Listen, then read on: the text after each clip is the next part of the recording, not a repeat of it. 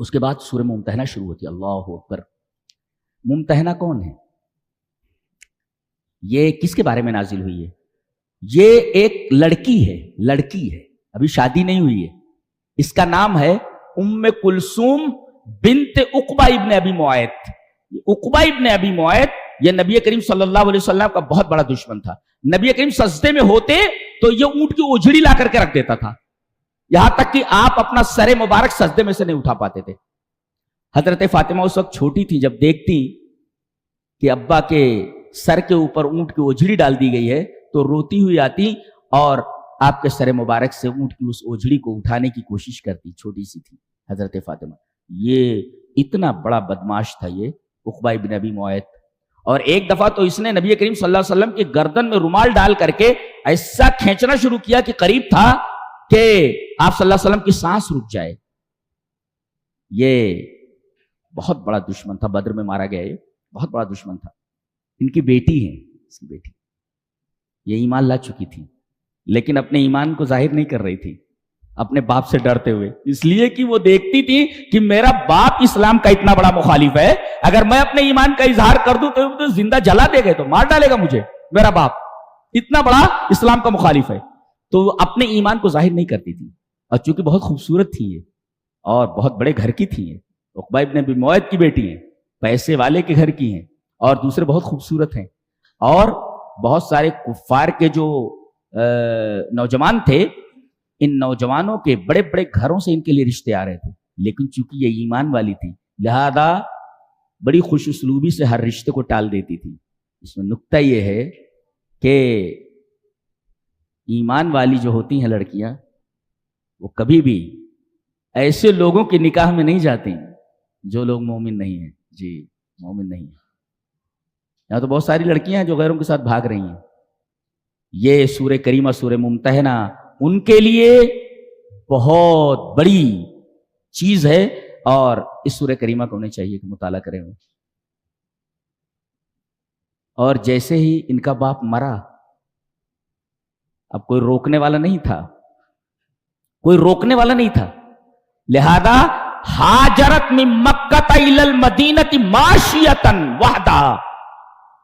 اب کوئی روکنے والا نہیں تھا، لہذا یہ لڑکی تنہا پیدل مکہ سے مدینہ کی طرف ہجرت کر جاتی ہے. اللہ، کہاں مکہ ہے کہاں مدینہ ہے، دشوار گزار راستہ ہے، طرح طرح کے خطرات ہیں، لیکن تمام خطرات کو بالائے طاق رکھ کر یہ لڑکی مکہ سے مدینہ تک ہجرت کرتی ہے، پیدل اور تنہا، معاشیتاً وحدہ. اللہ، ایسی لڑکیاں ہماری ماؤں اور بہنوں، ہماری بچیوں کے لیے ایک نمونہ ہے، سیمپل ہے کہ ایمان کیا چیز ہے. تو یہ ان کے بارے میں نازل ہوئی. ام کلثوم نام ہے، ام کلثوم بنت عقبہ ابن ابی معیط.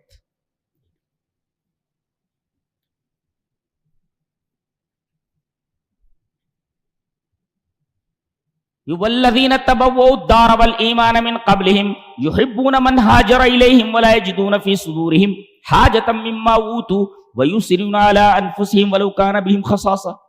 دو چیزیں مقتضیات ایمان میں سے ہیں. ایمان تقاضا کرتا ہے کہ یہ دو چیزیں تمہارے پاس ہونی چاہیے. کیا؟ الحب فی اللہ، اللہ کے لیے محبت. کسی سے آپ محبت کریں تو اللہ کے لیے، یہ ایمان کا تقاضا ہے. یہ یحبون من ہاجر الیہم، یہ ہجرت کر کے جتنے لوگ مدینہ کے اندر آئے، وہاں کے جو رہنے والے تھے انصار، انہوں نے اپنی جائیدادیں، ساری چیزیں انہوں نے قربان کر دی ان کے پیچھے. تو گویا کہ ایمان کا تقاضا، ایمان کا مقتضا ہے کہ آدمی اللہ کے لیے مومنوں سے محبت کرے. اچھا، دوسری چیز اپنے اوپر ترجیح دے، اپنے اوپر ترجیح دے. یعنی اگر اسے ضرورت ہے اس چیز کی، ضرورت کے باوجود کھانا ہے اس کے پاس اور اتنا ہی ہے جس سے وہ اپنا پیٹ بھر سکے، لیکن دوسرے کا پیٹ بھر دے، خود نہ کھائے، اس کو کہتے ایثار. تو یہ دونوں چیزیں مقتضیات ایمان میں سے ہیں، اللہ کے لیے محبت کرنا اور ویؤثرون علی انفسہم، ایثار کرنا، اپنے اوپر دوسرے کو ترجیح دینا، یہ ایمان کے مقتضیات میں سے. وہ اللہ نے فرمایا آگے الم تر الی الذین نافقوا یقولون لاخوانهم الذین کفروا من اہل الکتاب لئن اخرجتم لنخرجن معکم، اگر تم لڑائی کرو گے تو ہم تمہارے ساتھ رہیں گے، اگر تم نکالے گئے تو ہم تمہارے ساتھ نکل جائیں گے. کوئی نہیں نکلا. اللہ نے فرمایا ولا نطیع فیکم احدا ابدا، تمہاری کوئی اطاعت نہیں کرے گا کبھی اس بارے میں. جی